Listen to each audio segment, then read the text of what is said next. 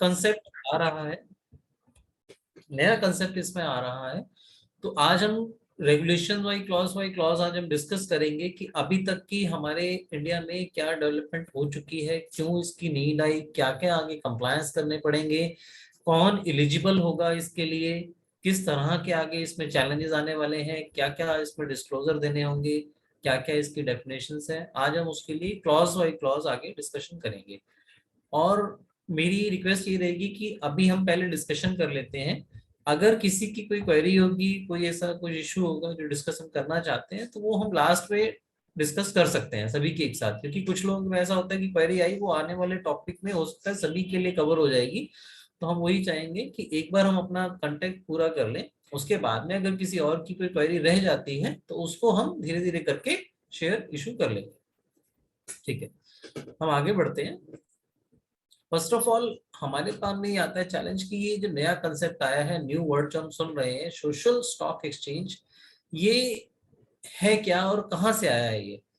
तो मैं सबको अपडेट देना चाहूंगा कि फाइनेंस, जब हमारे देश में फाइनेंस बजट आता है, बजट स्पीच में, तो फाइनेंशियल ईयर 1920 की बजट स्पीच में हमारे देश की वित्त मंत्री श्रीमती निर्मला सीतारमण जी ने फर्स्ट टाइम इस वर्ड का जिक्र किया, social stock exchange.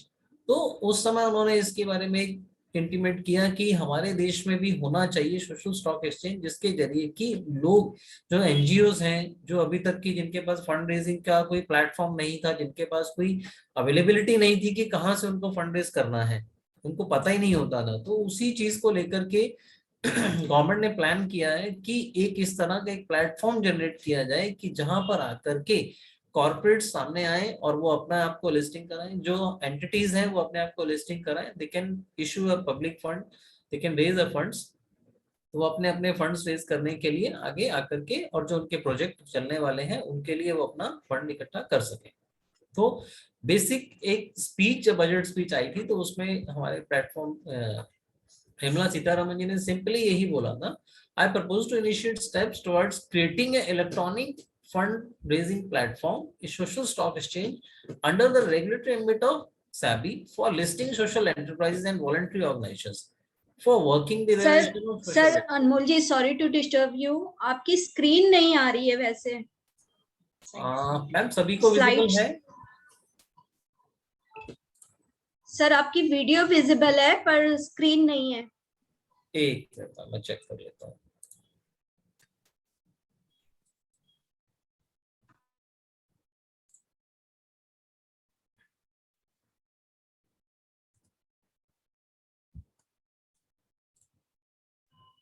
Yes sir.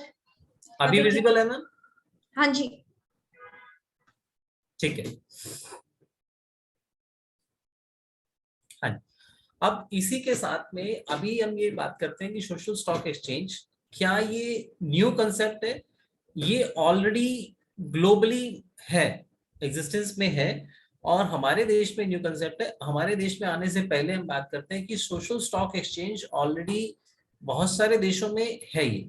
अब जैसे कि कनाडा है, जमैका है, सिंगापुर है, ब्राजील है, पुर्तगाल है, साउथ अफ्रीका और यूनाइटेड किंगडम। तो ऐसी कंट्रीज हैं जिसमें कि ऑलरेडी सोशल स्टॉक एक्सचेंज के कंसेप्ट हैं, वहां पर सोशल एक्टिविटीज हो रही हैं और इसके थ्रू फंड रेजिंग की जा रही है। तो अभी हम बात करते हैं, देखते हैं कि इस सब जो कंट्रीज हैं इसमें एक नया नाम और जुड़ने जा रहा है, इंडिया का। अब इसको मिलाकर के टोटल 8 कंट्रीज हो जाएंगी कि जिसमें कंसेप्ट ये अवेलेबल है। बट मैं यहाँ पर आपको अपडेट देना चाहूंगा कि कंट्रीज जैसे कि अभी जो वर्किंग है जहां पर सोशल स्टॉक एक्सचेंज जो है, वो कनाडा, जमैका, सिंगापुर और ब्रिटेन में है। बाकी ब्राजील, पुर्तगाल, साउथ अफ्रीका में अभी उतना एक्टिवली वर्किंग नहीं है।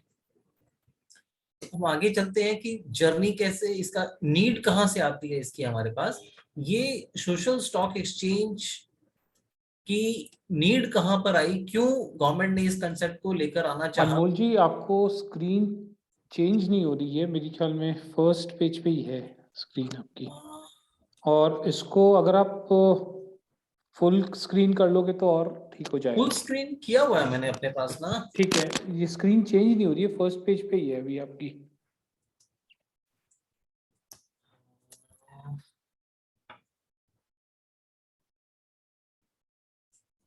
अब हो रही है अनमोल जी।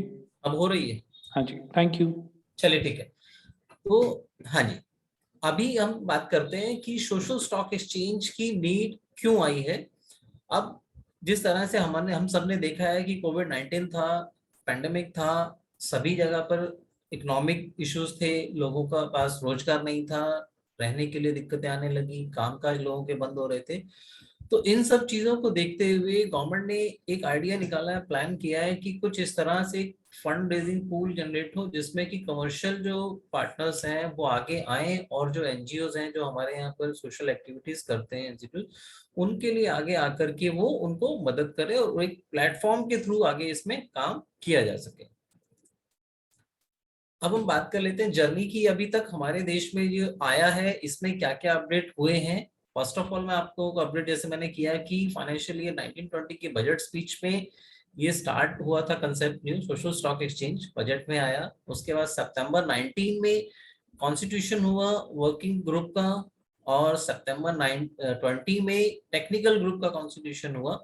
और उसके साथ में फर्स्ट जो रिपोर्ट दी है टेक्निकल ग्रुप ने मई 21 में दी है और वर्किंग ग्रुप ने जून 21 में दी है। और बाद में सेबी ने नोटिफाई किया है सोशल स्टॉक एक्सचेंज को 25 जुलाई 2022 को अपनी नोटिफिकेशन के द्वारा, और साथ में इसमें आईसीडीआर रेगुलेशंस को लेकर आए हैं। और लेटेस्ट डेवलपमेंट अभी यह है कि सेबी ने एक फ्रेमवर्क इशू किया है 19 सितंबर 2022 को, जिसमें उन्होंने डिटेल गाइडलाइंस अभी निकाली है कि क्या क्या होना चाहिए, किस तरह से एलिजिबिलिटी किसकी क्या होगी, किस तरह से डिस्क्लोजर देने हैं, क्या क्या उसका आगे डॉक्यूमेंट का कंटेंट होना चाहिए।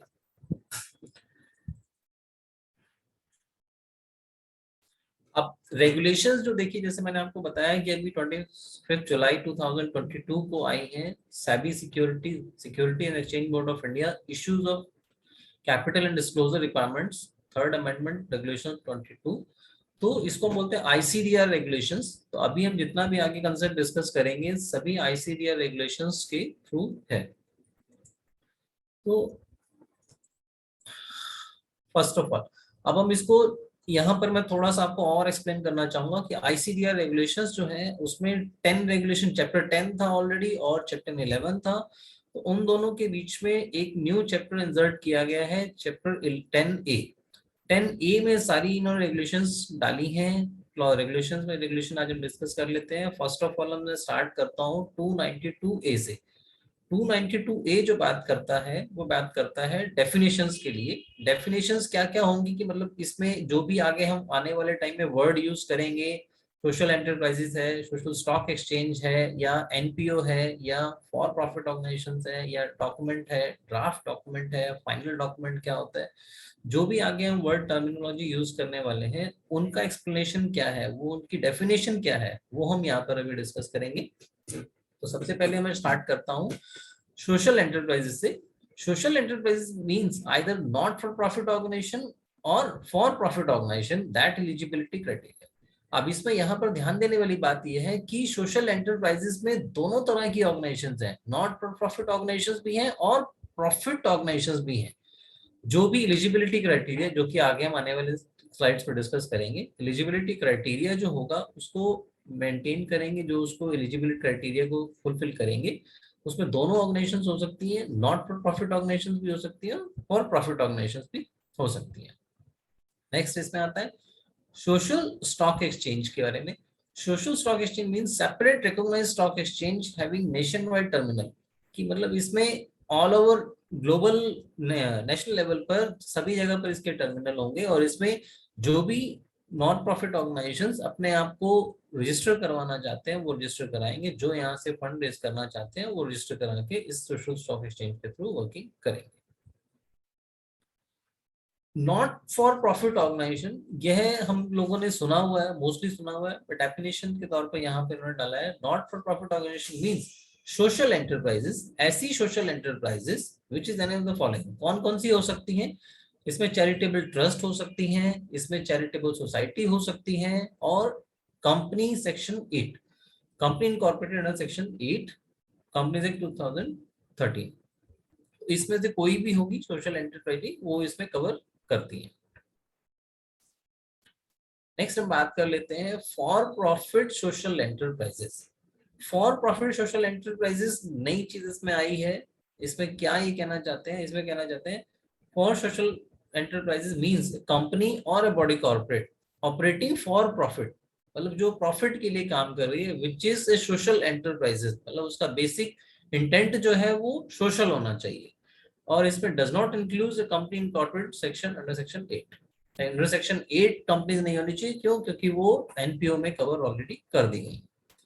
नेक्स्ट इसमें डेफिनेशन दी गई है fund raising document. Fund raising document means draft fund raising document and final raising document. इसमें दोनों डॉक्यूमेंट कवर कर लिए हैं, ड्राफ्ट फंड रेजिंग डॉक्यूमेंट भी और फाइनल फंड रेजिंग डॉक्यूमेंट भी। ड्राफ्ट फंड रेजिंग डॉक्यूमेंट क्या होगा? Draft fund raising document filed with the stock exchange in relation to public issue of ZCZP instrument by the NPO registered with the social stock exchange.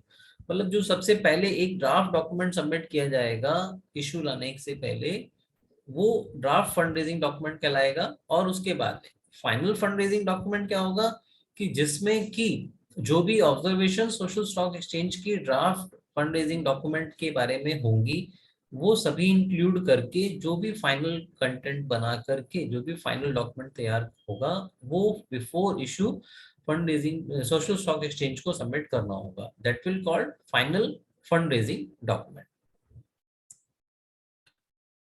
अभी definition आती है अब इसमें social auditor की, जहां पर फाइनेंशियल चीजें होंगी। अब इसमें इम्पैक्ट लाए हैं साथ में, तो सोशल ऑडिटर मींस कि ऐसा person which is registered with the self regulatory organization SRO who hold a valid certificate and a qualified certification program conducted by the SRO। मतलब SRO एक सेपरेट रेगुलेटरी ऑर्गेनाइजेशन होगी जो एक अपना certified programme एक चलाएगी, सर्टिफिकेट वहां से उसको कंप्लीट करने के बाद में एक वैलिड सर्टिफिकेट दिया जाएगा, मेंबरशिप रजिस्ट्रेशन होगा वहां पर आपका, और जो पर्सन उसको क्वालिफाई कर लेगा वह कहलाएगा सोशल ऑडिटर। नेक्स्ट है सोशल ऑडिट फर्म।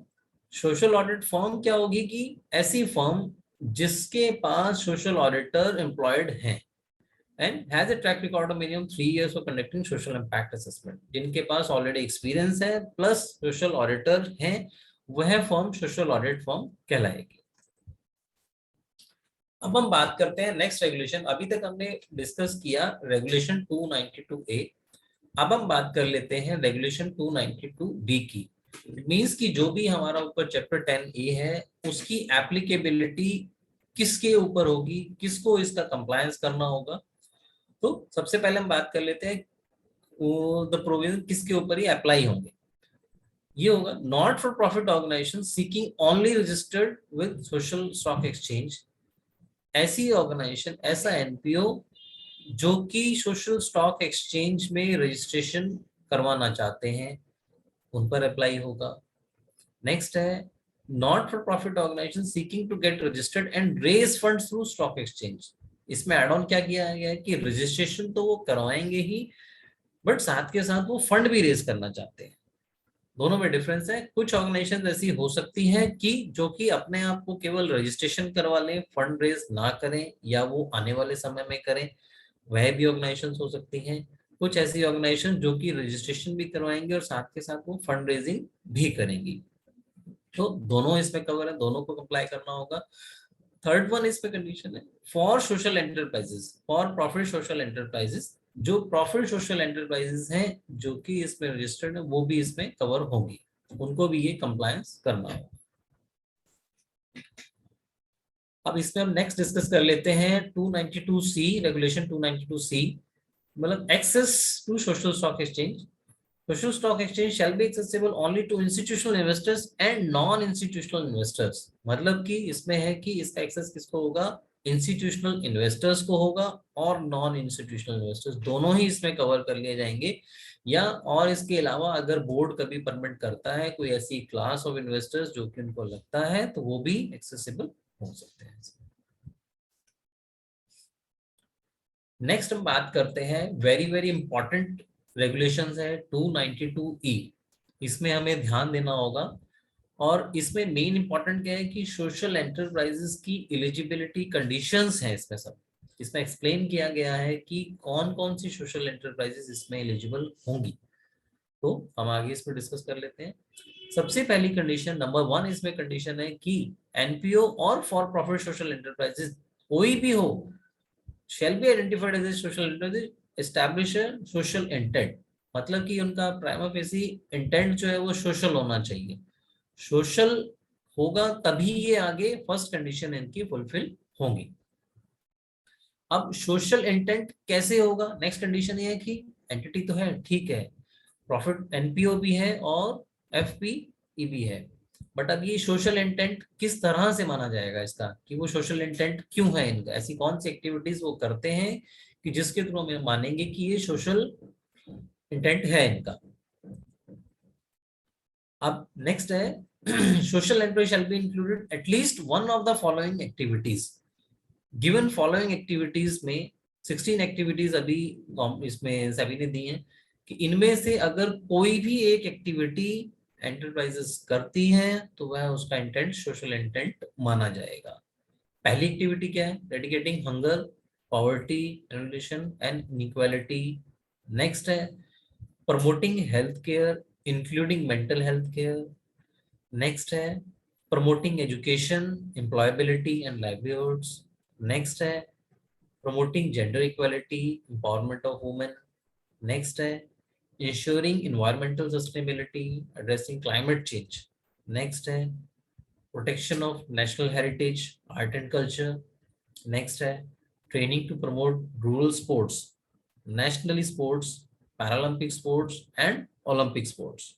Next है supporting incubators of social enterprises. Next है supporting other platforms strengthening the non-profit ecosystems. भी 9 है ये।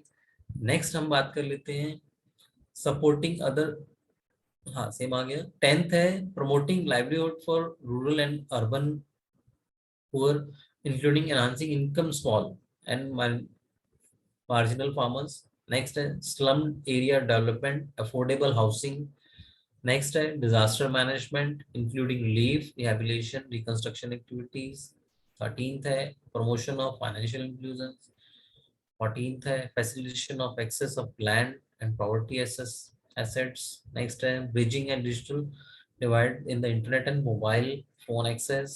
And the last one is promoting welfare to migrants and displaced persons. इसके अलावा अगर कोई और अभी गवर्नमेंट या बोर्ड को लगेगा तो आने वाले टाइम में हो सकता है वो इसमें ऐड कर दे, बट फिलहाल के लिए 16 एक्टिविटीज हैं। इनमें से अगर कोई भी एक एक्टिविटी सोशल एंटरप्राइजेस करती है तो वह सोशल एंटरप्राइजेस की एलिजिबिलिटी में कवर हो जाएगी। नेक्स्ट इसकी एलिजिबिलिटी है सोशल एंटरप्राइज शैल टारगेट अनडिजर्व्ड और लेस प्रिविलेज पॉपुलेशन, मतलब कि ऐसी पॉपुलेशन जिनकी तरफ अभी तक किसी ने ध्यान नहीं दिया था, जिनकी तरफ जो कि अभी भी लेस प्रिविलेज्ड हैं, उनकी तरफ काम करना होना चाहिए। नेक्स्ट इंपॉर्टेंट है इसी में आगे सी पॉइंट है कि the social enterprises shall have at least 67% of activities qualifying as eligible activities. Eligible activities जो अभी हमने पीछे डिस्कस की हैं उसमें से जो भी एक एंटरप्राइजेस एक्टिविटीज करती हैं उसका 2/3 मींस 67% एटलीस्ट होना चाहिए eligible activities to the target population. और इसमें से to be established through one or more of the following, इनमें से कोई एक भी अगर कंडीशन फुलफिल होती है तो वो क्वालिफाई करेगी। Means at least 60% of immediately proceeding 3-year average revenue comes from providing eligible activities, eligible activities के थ्रू होना चाहिए। सेकेंड है 67% of immediately proceeding 3 years of average expenditure है वो providing eligible activities to the members होना चाहिए। The last one is member of the target population to whom eligible activities have been provided constitute at least 67%, मतलब 67% मतलब 2/3 जो उनका total customer base है, जो उनके टोटल नंबर ऑफ बेनिफिशियरीज हैं अभी तक के प्रीसीडिंग लास्ट 3 years के, उनका एवरेज जो है मिनिमम 2/3 जो है 67% टारगेट पॉपुलेशन होना चाहिए। नेक्स्ट हम बात करते हैं, इंपॉर्टेंट है यहाँ पर 292E की कंडीशन है कि अभी तक हमने बात की है एलिजिबिलिटी की, अब हम बात करते हैं कि ये कौन इसमें एलिजिबल नहीं है।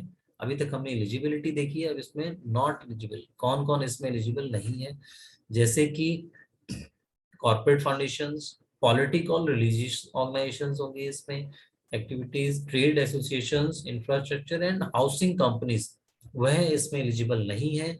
बट इसमें एक प्रोविजन दिया गया है, एक्सेप्ट हाउस अफोर्डेबल हाउसिंग, ऐसी एंटरप्राइजेस जो अफोर्डेबल हाउसिंग की एक्टिविटीज में इन्वॉल्व हैं, केवल वह है इसमें एलिजिबल होंगी, बाकी सब जो होंगी नॉट एलिजिबल होंगी।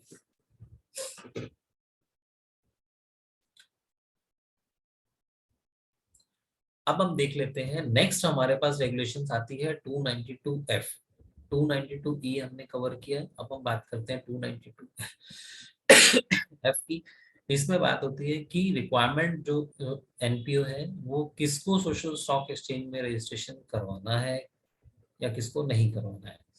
नंबर 1 है इसमें, number 1, not for profit organisation shall mandatorily seek registration with the social stock exchange before it raising fund. मतलब फंड रेजिंग से पहले कोई भी ऐसा एनपीओ जिसको कि फंड रेज करना है, उसको फंड रेजिंग से पहले अपने आप को सोशल स्टॉक एक्सचेंज में रजिस्ट्रेशन करवाना होगा, मैंडेटरी है।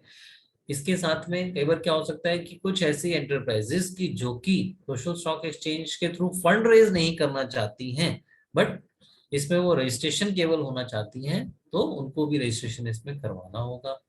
नेक्स्ट है, minimum requirement of registration to the NPO may be specified by the board time to time. इनके आगे रजिस्ट्रेशन की रिक्वायरमेंट क्या क्या है वह आगे मतलब कभी भी टाइम टू टाइम जो है बोर्ड उनको स्पेसिफाई करता रहेगा। अब इसमें नेक्स्ट, जैसे मैंने आपको बताया कि रेगुलेशंस आई थी और साथ में फ्रेमवर्क आया था। फ्रेमवर्क जो कि सितंबर में आया था, इनको मैंने क्लब कर दिया है कि जो जिस जहां पर रिक्वायरमेंट है डिस्कस करने की, तो उसके अकॉर्डिंगली जो प्रोविजन जिसका है एप्लीकेबल मैंने मर्ज कर दिया है। यह अभी चैप्टर भी है इसमें, रेगुलेशंस भी है और फ्रेमवर्क भी है। अभी तक जो हमने पहले बात की थी कि मिनिमम रिक्वायरमेंट्स क्या क्या होनी चाहिए 292F की, अब उसी के साथ फ्रेमवर्क में डिस्कस किया गया है कि मिनिमम क्या क्या रिक्वायरमेंट्स मीट आउट होनी चाहिए बिफोर रजिस्ट्रेशन। एनपीओ को अगर रजिस्ट्रेशन करवाना है तो मिनिमम क्या क्या रिक्वायरमेंट्स होंगी। सबसे पहले है, फर्स्ट कंडीशन है कि it should be either trust, society और सेक्शन 8 कंपनी, इन तीनों में से कोई एक होना चाहिए। नंबर 2 है, it should disclose if it is controlled by the government और द प्राइवेट, मतलब इसका कंट्रोल गवर्नमेंट के पास है या प्राइवेट सेक्टर के पास है। Third condition is NPO must have a valid certificate 12A। Income tax act में रजिस्ट्रेशन है 12A का, उसका वैलिड सर्टिफिकेट होना चाहिए उसके पास में। फोर्थ कंडीशन है, does not have a notice और ongoing scrutiny of by income tax. Income tax की कोई ऑनगोइंग स्क्रूटनी नहीं चल रही होनी चाहिए। Fifth one is valid IT PAN, income tax का वैलिड पैन होना चाहिए। नेक्स्ट है मिनिमम 3 इयर्स ओल्ड, मतलब इंपॉर्टेंट कंडीशन ये है कि जो भी एंटिटी, जो भी सोशल एंटरप्राइजेस रजिस्ट्रेशन करवाना चाहती है वह कम से कम 3 साल पुरानी होनी चाहिए। अगर 3 साल से कम है तो वह एलिजिबल नहीं होगी इसमें।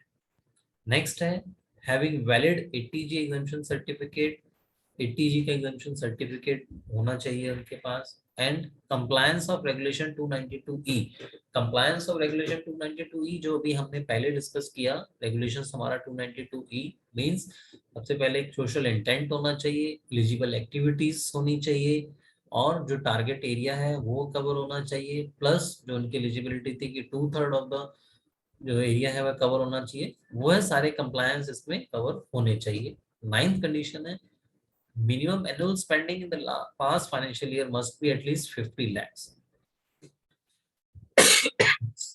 मतलब मिनिमम 50 lakhs की इनके पास स्पेंडिंग होनी चाहिए। The last one is minimum annual funding in the past financial year must be at least 10 lakhs, मतलब कम से कम 10 लाख रुपए की इनके पास फंडिंग लास्ट ईयर में होनी चाहिए। अब हम बात कर लेते हैं, नेक्स्ट हमारे पास रेगुलेशन है 292G चैप्टर 10A में। इसमें ये कहते हैं कि fund raising by social enterprises, social enterprises जो रजिस्टर होंगी सोशल स्टॉक एक्सचेंज में वह फंड किस तरह से रेज कर सकती है। फंड रेजिंग के लिए जैसे कि हमने पहले डिस्कस किया, दो तरह के ऑर्गेनाइजेशन होंगे, सोशल एंटरप्राइजेस होंगी, not for profit organisation NPO होंगी, for profit social enterprises FPE होंगे। तो NPO जो होंगे वह किस तरह से फंड रेज करेंगे, उनके लिए न्यू कंसेप्ट अभी आया है, ZCZP means zero coupon zero principal instrument, या फिर इसके अलावा वह कर सकती हैं donation through mutual fund schemes के थ्रू है फंड रेज कर सकती हैं। FPE जो होंगी उनके लिए फंड रेजिंग की जो ऑप्शंस अवेलेबल हैं वह है इक्विटी शेयर्स और साथ में है डेट सिक्योरिटीज। यह या इसके अलावा भी अगर बोर्ड टाइम टू टाइम इसमें कोई अगर अमेंडमेंट करती है तो वह होगी, बट एट प्रेजेंट जो है यही अवेलेबल है।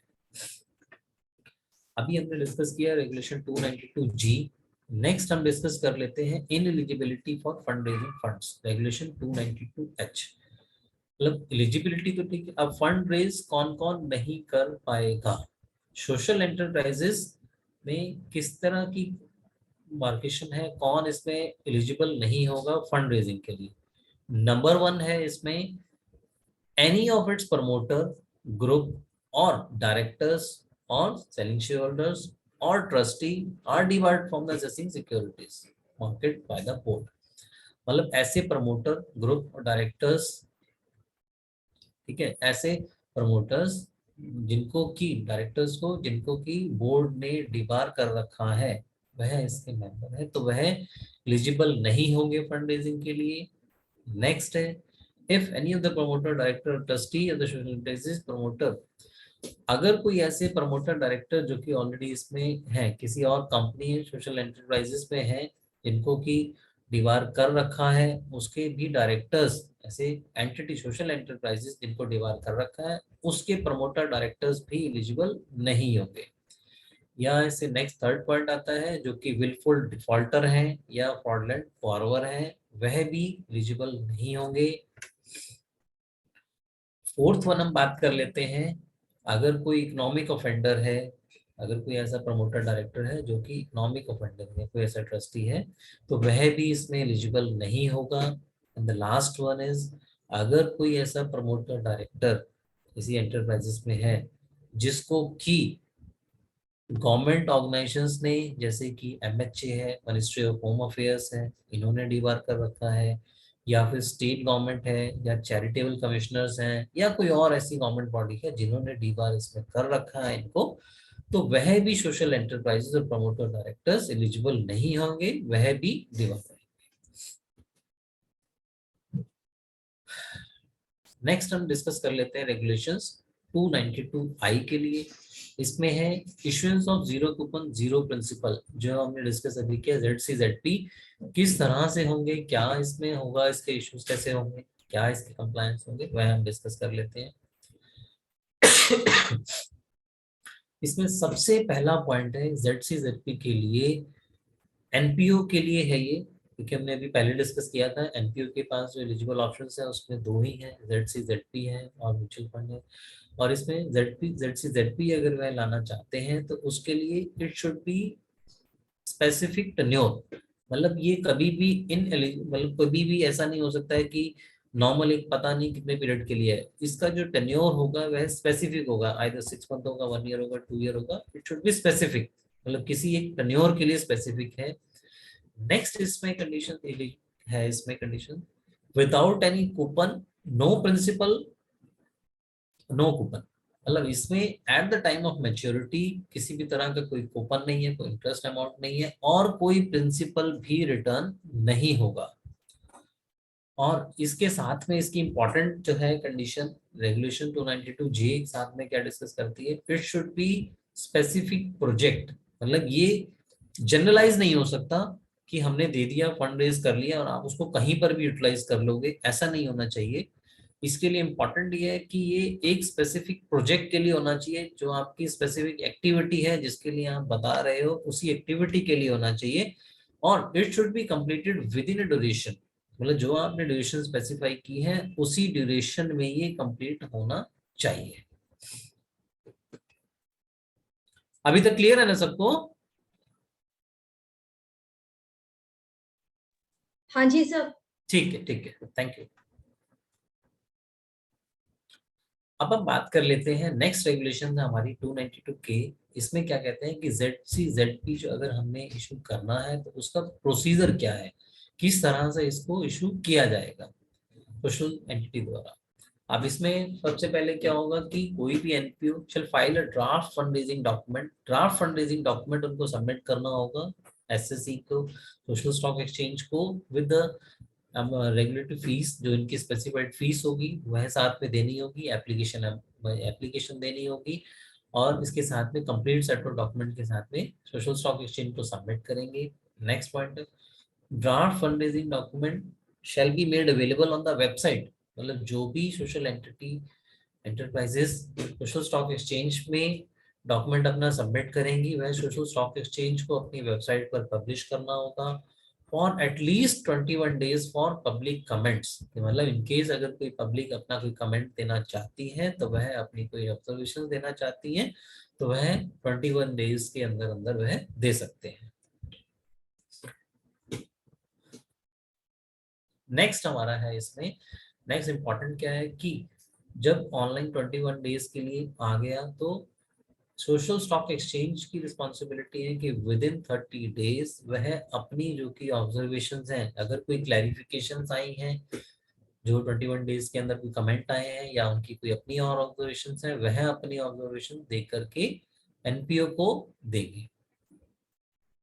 और द लास्ट वन इसमें क्या होगा कि एनपीओ होगा बिफोर इशूइंग लिस्टिंग ZCZP, उनको जो भी एसएससी के द्वारा जो ऑब्जर्वेशंस होंगी उनको और जो भी उनके साथ इश्यूज होंगे वह सारे के सारे अपने ड्राफ्ट डॉक्यूमेंट में डाल करके फिर से उनको फाइनल डॉक्यूमेंट बना करके सोशल स्टॉक एक्सचेंज को सबमिट करना पड़ेगा। अब हम बात कर लेते हैं फ्रेमवर्क पे से, यहाँ पर डिस्क्लोजर की रिक्वायरमेंट भी साथ के साथ हम डिस्कस कर लेते हैं कि जो सोशल स्टॉक एक्सचेंज में रजिस्टर होंगे, प्रोसीजर हमने डिस्कस कर लिया, तो ZCZP लेकर आएंगे, उनके लिए साथ में डिस्क्लोजर क्या क्या होना होगा, इसमें क्या किस तरह के डिस्क्लोजर उनको देने होंगे। अब इसमें है मैंडेट ड्राफ्ट जो डॉक्यूमेंट है, फंड रेजिंग डॉक्यूमेंट है, इसमें क्या क्या होना चाहिए, यह सोशल स्टॉक एक्सचेंज अपनी वेबसाइट पर पब्लिश करेंगे।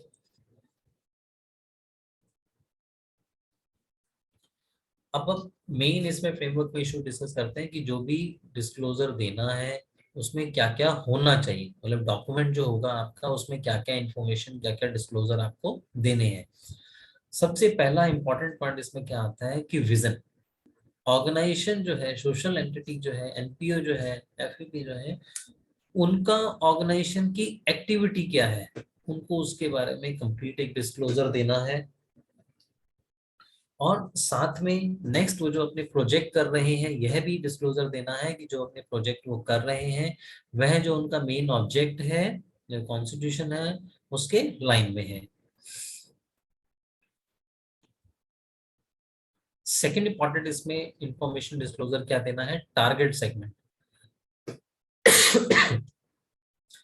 ऑर्गेनाइजेशन जो भी आप प्रोजेक्ट करेंगी उसका टारगेट सेगमेंट क्या होगा उसके बारे में कंप्लीट इंफॉर्मेशन देनी होगी, कौन सा टारगेट और इसमें सेगमेंट होगा जिसको वे टारगेट करके अपना प्रोजेक्ट लॉन्च करेंगे।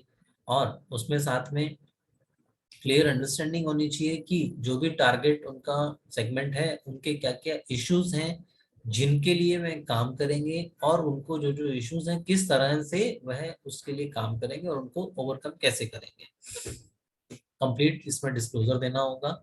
साथ में डिस्क्लोजर देना होगा कि जो भी इश्यूज हैं, जो भी कस्टमर्स हैं, जो भी टारगेट्स हैं, उनके जो भी इश्यूज निकल करके आएंगे उनकी इम्प्रूवमेंट के लिए, उनके सॉल्यूशंस के लिए किस तरह से काम करेंगे। नेक्स्ट आ जाता है स्ट्रेटेजी। स्ट्रेटेजी में हम बात करते हैं, यहाँ पे कहते हैं कि ऐसी स्ट्रेटेजी बना करके देनी होगी, ऐसा विजन उनको कंप्लीट करना होगा कि जो जो एक्टिविटीज वह करने वाले हैं उसमें क्या क्या चैलेंजेस आएंगे और उसमें किस तरह से उनको वो पूरा करेंगे। नेक्स्ट डी पार्ट इसमें आ जाता है डिस्क्लोजर्स के लिए गवर्नेंस। मतलब इसमें डिस्क्लोजर देना होगा कि जो भी सोशल एंटिटी है उसका गवर्निंग बॉडी कौन है, इसमें कॉम्पोजिशन क्या क्या है, और आज की जो बोर्ड मीटिंग्स हुई हैं अगर, तो वह बोर्ड मीटिंग्स की डेट डिस्क्लोज करनी होगी।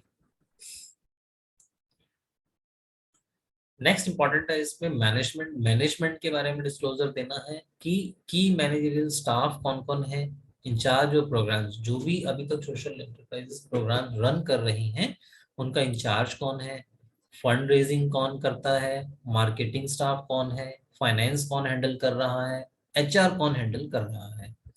और साथ में डिस्क्लोजर देना होगा कि जो भी इनका की मैनेजरियल स्टाफ है या जो भी उनके वॉलंटियर्स हैं उनके रोल्स एंड रिस्पॉन्सिबिलिटीज उनको क्लियर हैं या नहीं, ये भी इंफॉर्मेशन डिस्क्लोजर देना है।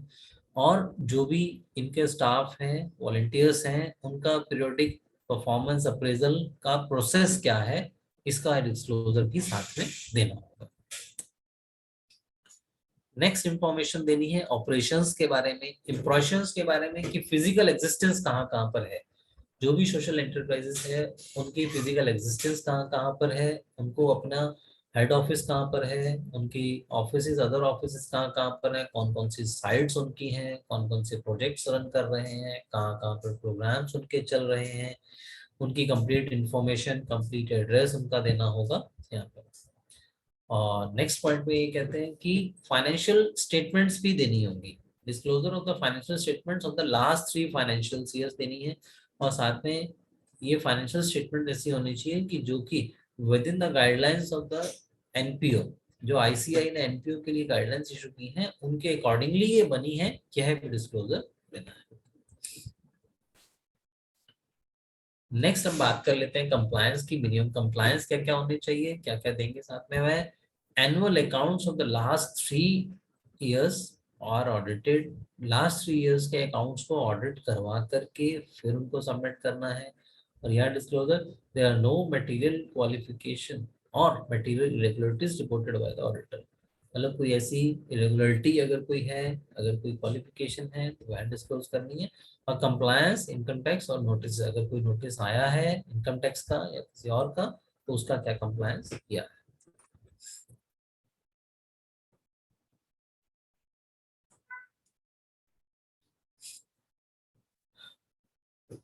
अब साथ में नेक्स्ट इसमें मेन इंपॉर्टेंट है कि सोशल इम्पैक्ट, अभी तक जो भी एंटिटी है, एनपीओ है, एफपी है, उन्होंने जो भी अभी तक पास्ट में अपने प्रोग्राम्स किए हैं जो भी उन्होंने अपने प्रोजेक्ट्स रन किए हैं उसका सोशल इम्पैक्ट क्या है, उसके बारे में डिस्क्लोजर देना है। नेक्स्ट इंपॉर्टेंट है इसमें रिस्क, रिस्क के बारे में बात करते हैं। यहाँ पर एनपीओ के लिए जो भी आने वाले प्रोजेक्ट हैं जिसके लिए वो कर रहे हैं उसमें क्या क्या रिस्क हो सकता है, और उस रिस्क को दूर करने के लिए, उसको ओवर करने के लिए, उसको मीट आउट करने के लिए क्या क्या इनके पास प्लान्स हैं, यह कंप्लीट इंफॉर्मेशन डिस्क्लोजर इसमें रिस्क के रिगार्डिंग देने पड़ेंगे। अभी इसमें हमने साथ में डिस्कस किया रेगुलेशन 292N है इसमें कि अदर कंडीशंस क्या क्या हैं इसमें जो कि होनी चाहिए। इसमें है ZCZP जो है डीमटेरियलाइज्ड फॉर्म में ही होगा, यह कभी भी फिजिकल फॉर्म में नहीं होंगे, मेन इंपॉर्टेंट है। और नेक्स्ट इसमें है कि मिनिमम साइज, मिनिमम जो है इसका size it should B 1 crore, और एप्लीकेशन साइज जो है it should B minimum 2 lakh, मतलब 2 लाख से अगर नीचे होगा तो एलिजिबल नहीं होगा।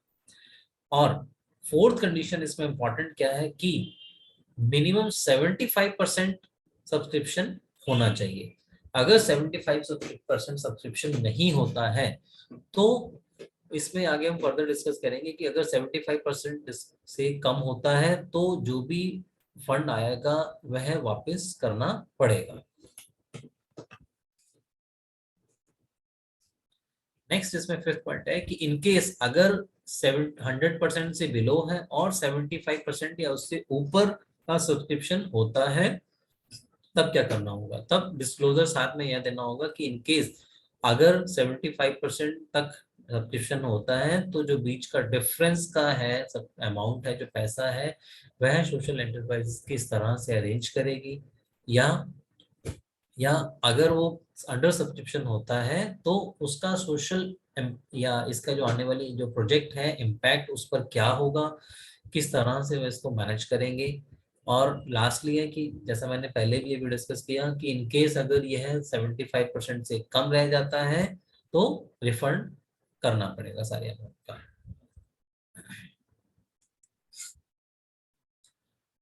अभी तक हमने देखा कि इश्यूएंस क्या है, कंडीशंस क्या है। अब हम बात कर लेते हैं रेगुलेशंस 292 पी के लिए।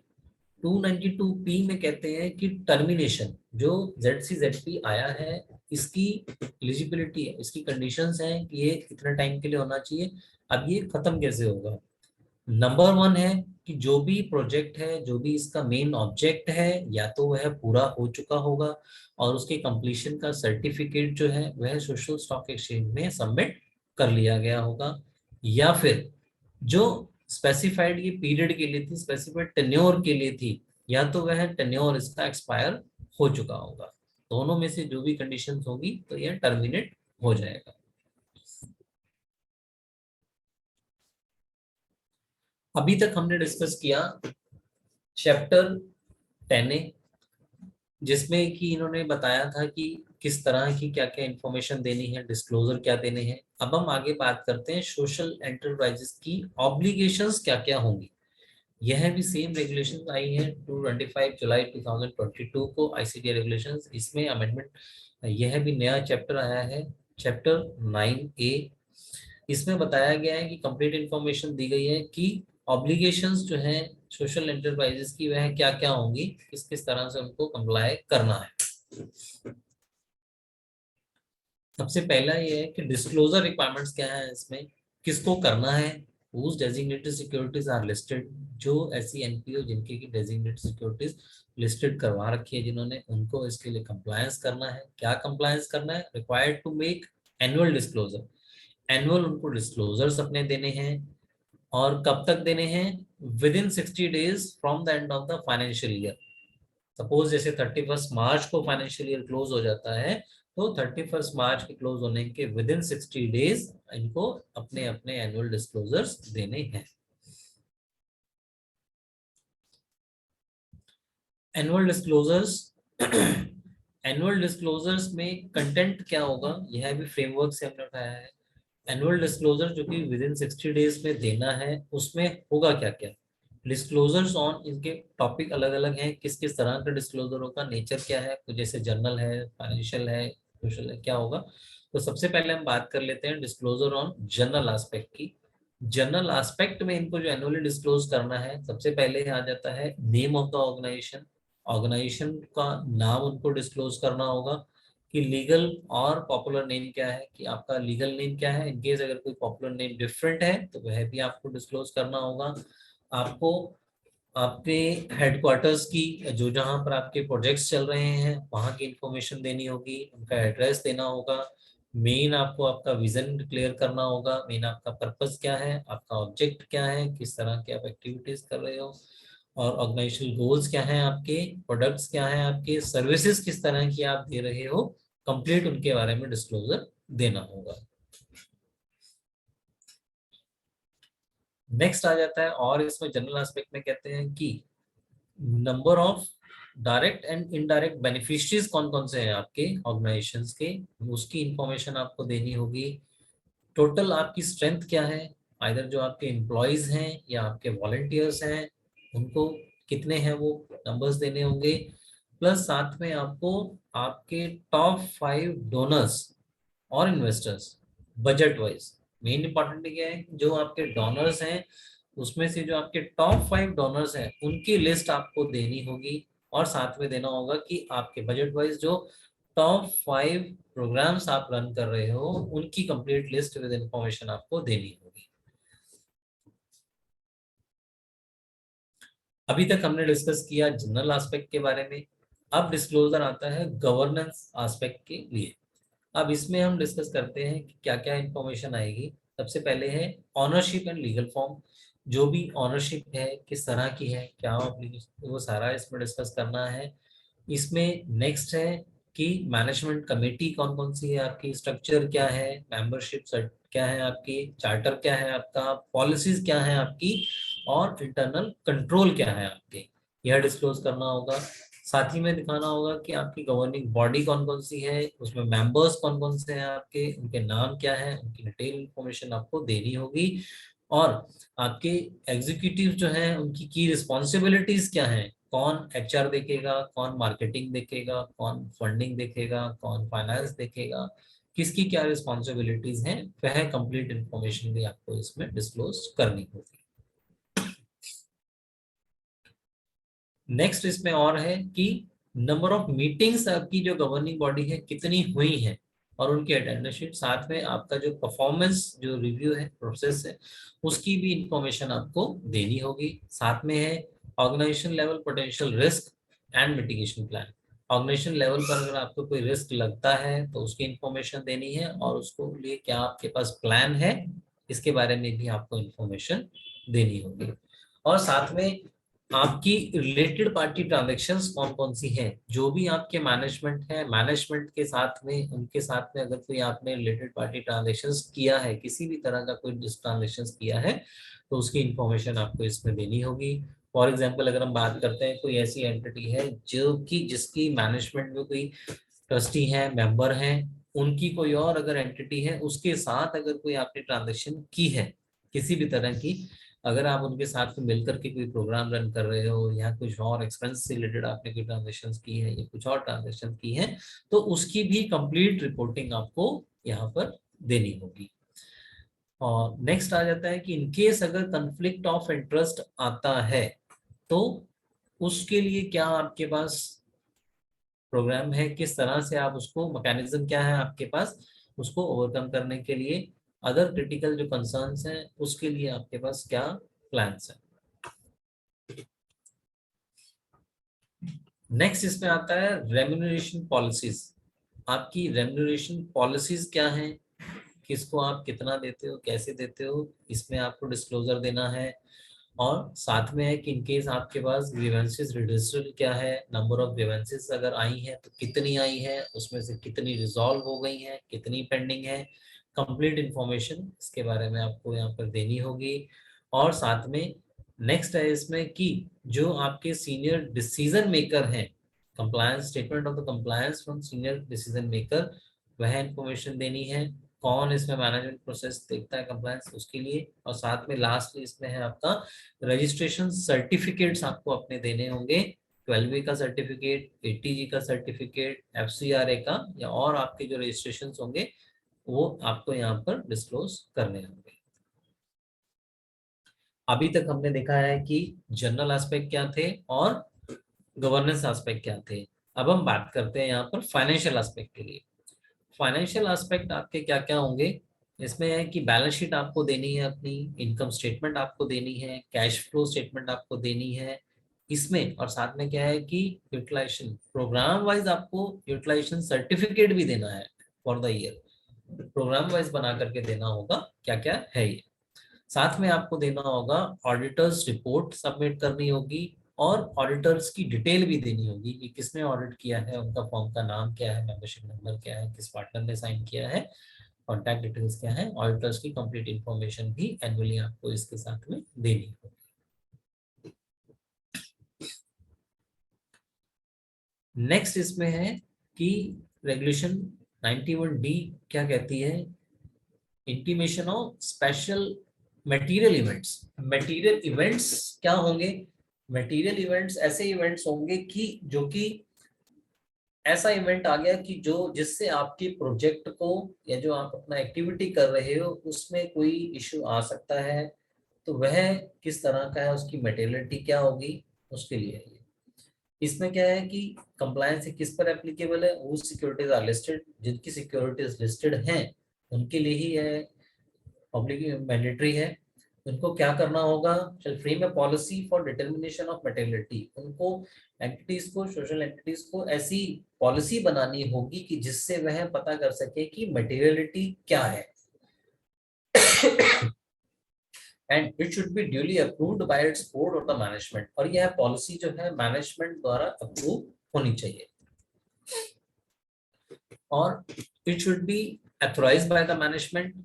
अब इसमें नेक्स्ट क्या है कि वन और मोर की पर्सनल मैनेजरियल पर्सन होना चाहिए जिसकी की रिस्पॉन्सिबिलिटी होगी कि डिटर्मिनेशन ऑफ मटेरियल इवेंट्स और इंफॉर्मेशन, कि मटेरियल इवेंट्स कौन से हैं, क्या उसकी इंफॉर्मेशन है और उसके बारे में डिस्क्लोजर कौन देगा, यह पर्सन की इंफॉर्मेशन होनी चाहिए, किसकी रिस्पॉन्सिबिलिटी है। और उस पर्सन की कॉन्टैक्ट डिटेल्स भी डिस्क्लोज करनी होंगी to the social stock exchange.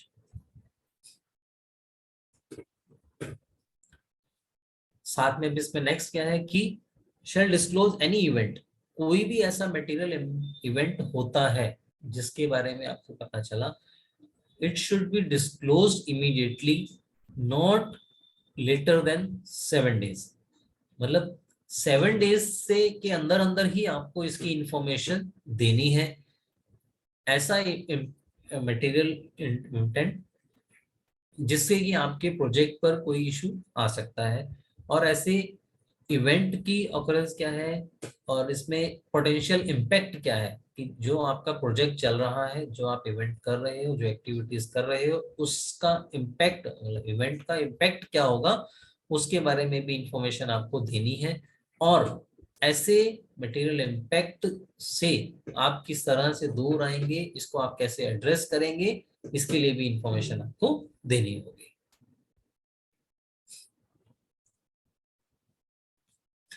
Information shell provide updates on regular basis, मतलब ये रेगुलर बेसिस पर इनके अपडेट सबमिट करने होंगे along with the relevant application explanations के साथ में देने होंगे till the time event remains material. और ये कब तक करना होगा कि जब तक कि आपका इवेंट जो है मटेरियल है, जब तक वो मटेरियल इवेंट है तब तक आपको इसकी इंफॉर्मेशन रेगुलर अपडेट्स देने होंगे।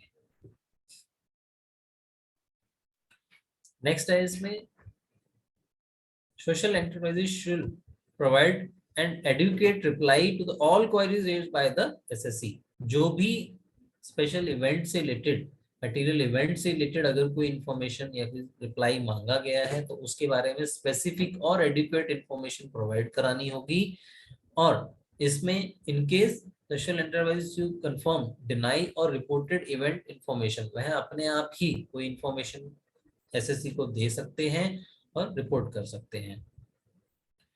और इसके बारे में सोशल एंटरप्राइजेस शैल डिस्क्लोज ऑल इंफॉर्मेशन, जो भी वह सोशल स्टॉक एक्सचेंज में इंफॉर्मेशन दी है मटेरियल इवेंट्स के बारे में, इसकी इंफॉर्मेशन हर सोशल एंटरप्राइजेस को अपनी अपनी वेबसाइट्स पर भी डिस्क्लोज करनी होगी।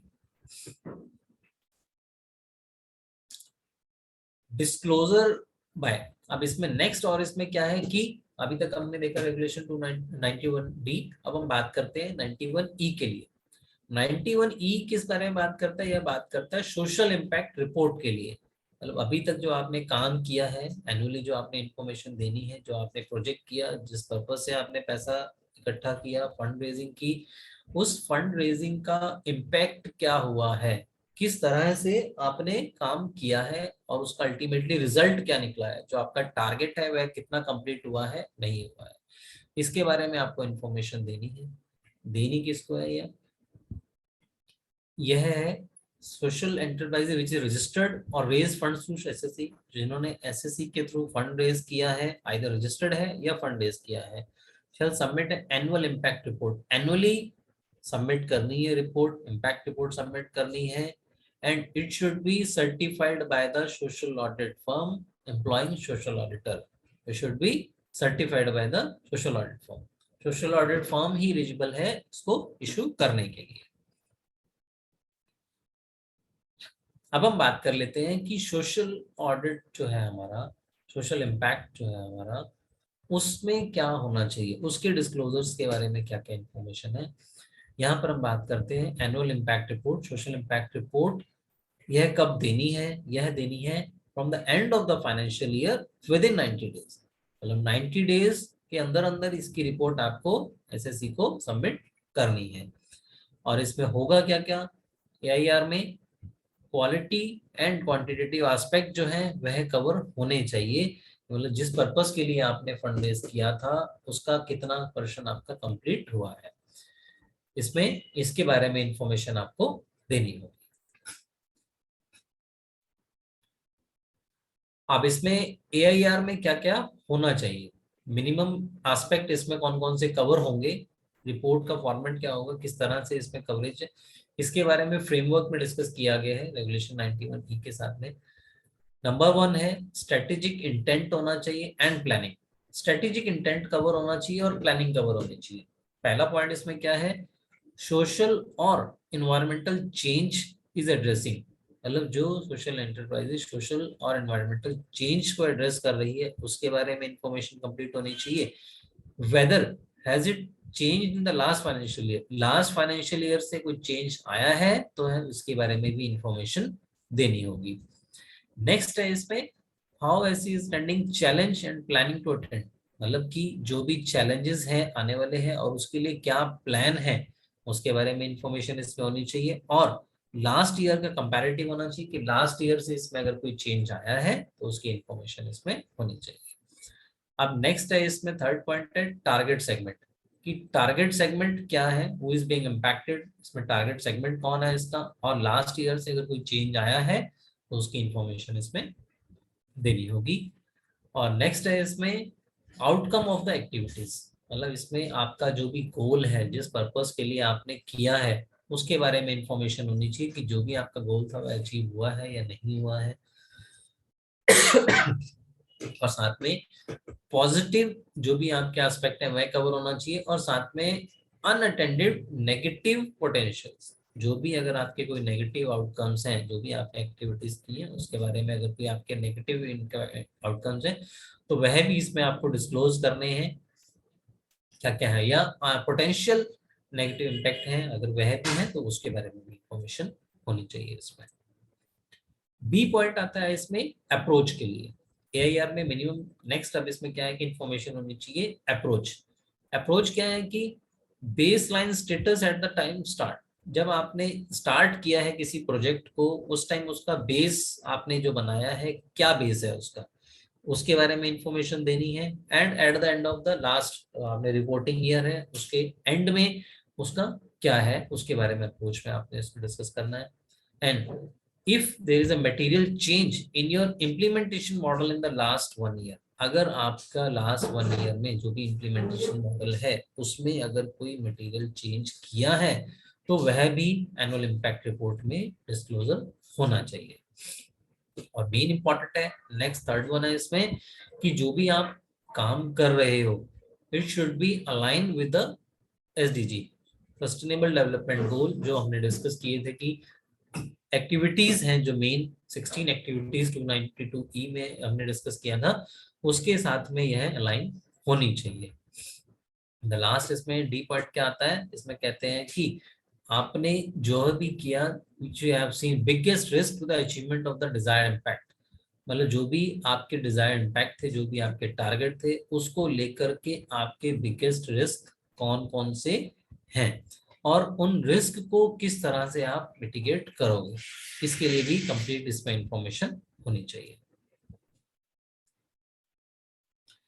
नेक्स्ट इसमें इंपॉर्टेंट है क्या इंफॉर्मेशन इसमें होनी चाहिए, इम्पैक्ट स्कोर कार्ड। एक स्कोर कार्ड एक बना होना चाहिए कि इसमें आपने अभी तक में क्या क्या काम किया, किस तरह से उसका ट्रेंड रहा है, नैरेटिव्स कौन कौन से हैं आपके, टारगेट सेगमेंट क्या है, आपके बेनिफिशियरीज क्या है, वैलिडेशन थ्रू सर्वेस किस तरह से आपने उसको किया है, वैलिडेट किया है, कंप्लीट इंफॉर्मेशन इसके बारे में भी होनी चाहिए।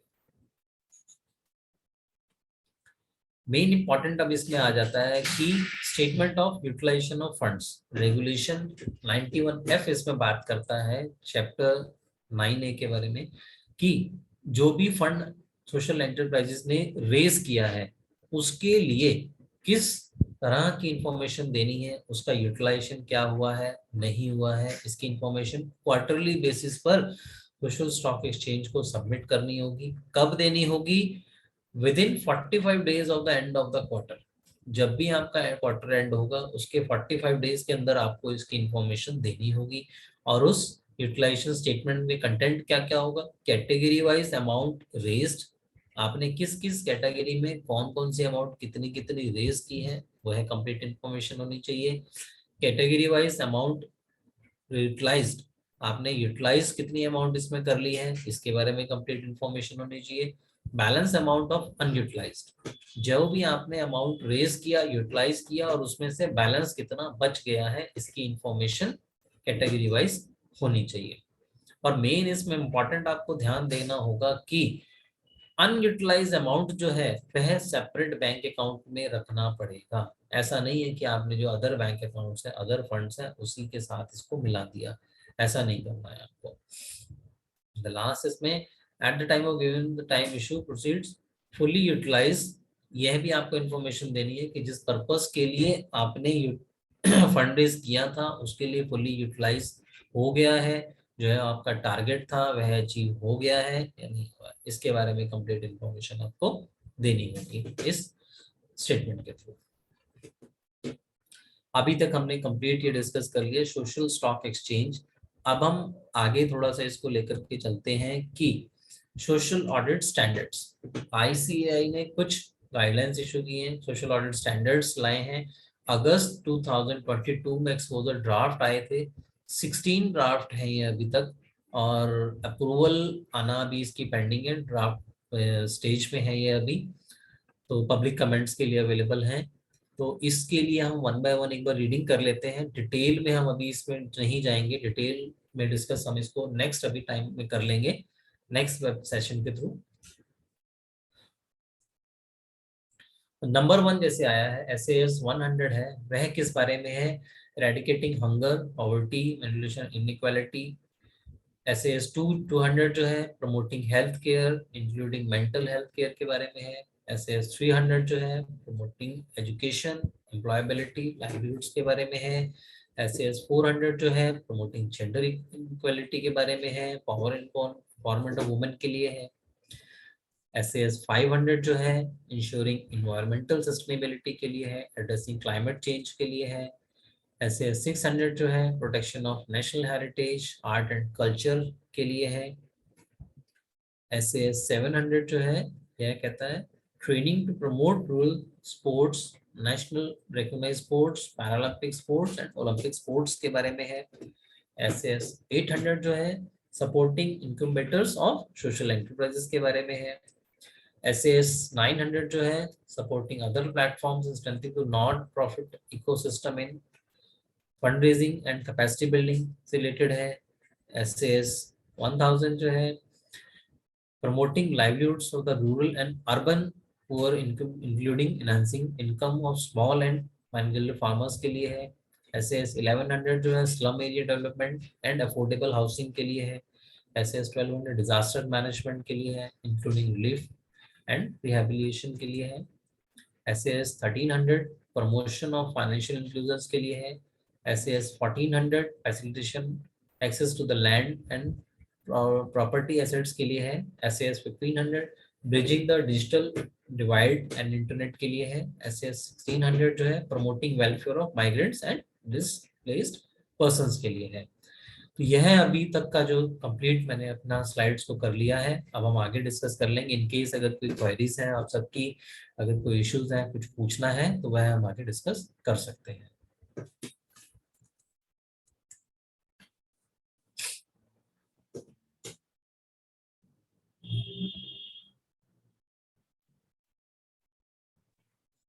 अनमोल जी, thank you so much.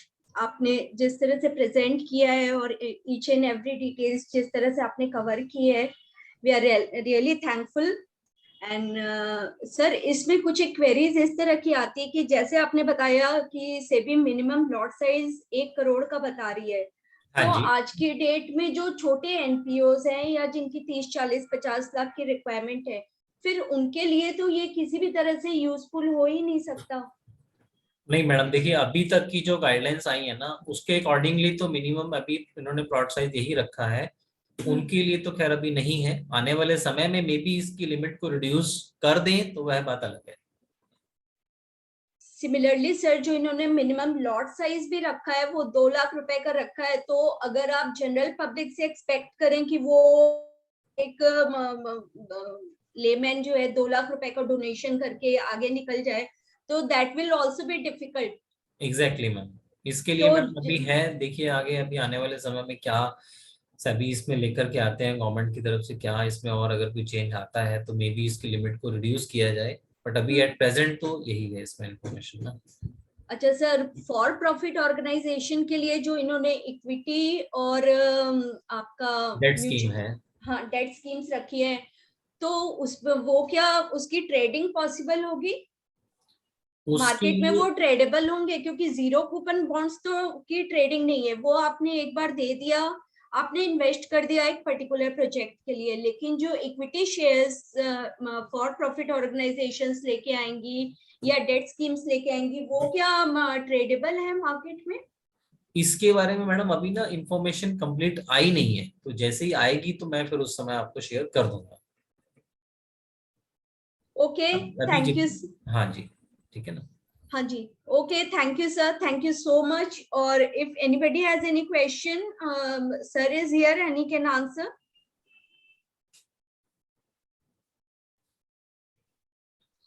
Thank you so much Anmol ji. बिल्कुल ठीक है ma'am, thank you ma'am, thank you. Thank you.